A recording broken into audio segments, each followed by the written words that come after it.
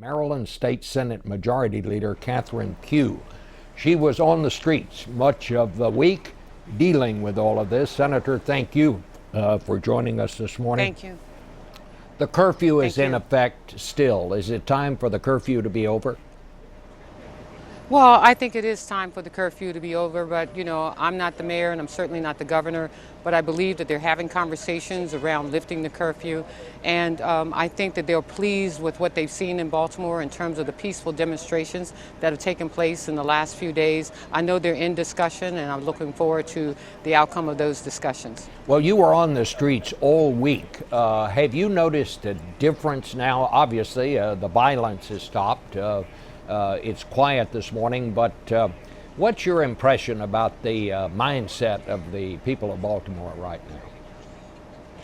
Well, let me first just say, for Marilyn Mosby, our state's attorney, I think she set the bar for the nation in terms of how these cases ought to be looked at. I mean, what the pulse in the community is joyous in the sense that they feel that they've got some sense of justice, at least justice moving forward. Because as you well know, Bob, what we've seen around the country is many of these cases never even come to trial, and now we at least see justice moving forward. And I think the mood is that, especially among the young people, that the justice system can work. And so we're asking people in Baltimore to, let the process go forward. But I think it raises an even greater question, Bob, and questions around race relations, conversations that need to be had about the distribution of wealth, what we need to do as it relates to police reform. One of the things I'm going to be advocating for, Bob, as the president of the National Black Caucus of State Legislators, is that we look at putting into place laws that will require ongoing psychological testing of police officers after they've been on the job for a certain number of years. Because when I was talking to a social worker, she said, oftentimes I become desensitized to these kinds of conversations. So I can't imagine what police officers on our streets on a regular basis, if you don't have that cultural diversity training, if you don't understand the psychology of the community, then I think there ought to be this rotation of police officers over a period of time as it relates to them serving our communities. Because as you well know, they get paid through our tax dollars, they get paid to protect and serve, and not to protect and cause these kinds of situations that we see in Baltimore today and have seen around the country. You have said that these demonstrations were effective, but do you take that to mean that, or should we take that to mean that the violence was effective as well? Is violence going to be the new call to action?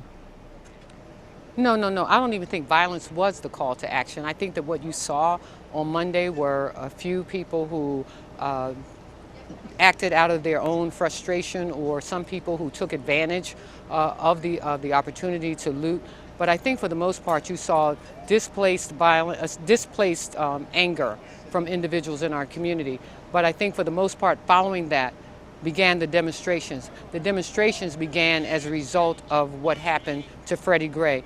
And unfortunately for Freddie Gray, he becomes the martyr, or what do you want to say, the person who it becomes symbolic of what has happened to many black men and people of color in this country for decades. And had it not been for the advent of social media and the press shining their light on this particular situation, I don't know that we would even have gotten this far in terms of what is happening with Freddie Gray. And then with Marilyn Mosby, I believe a state's attorney elected for a time such as this, I think that you will see around the nation people having discussions around race relations, criminal justice reform, looking at communities like over in West Baltimore, similar to communities in other cities and in other states around the country. And I think that's why you saw the outbreak of demonstrations in various cities, Philadelphia, New York, because people realize that this is more than about Freddie Gray. It's about the injustice that's been applied to individuals across this country that has instilled fear in the eyes of individuals, that you can't even look at a police officer and feel comfortable, that you feel that you've got to run away. So we've got to have those discussions, but we also have to have the discussion around income disparities that exist in neighborhoods. And what I want people to understand is that the African American community is not monolithic. We have folks from the very, very poor to the very, very rich. I mean, we're just a microcosm of America, and there are communities throughout this nation that we've got to fix, and that's what we'll be working on. Senator, thank you so much for joining us.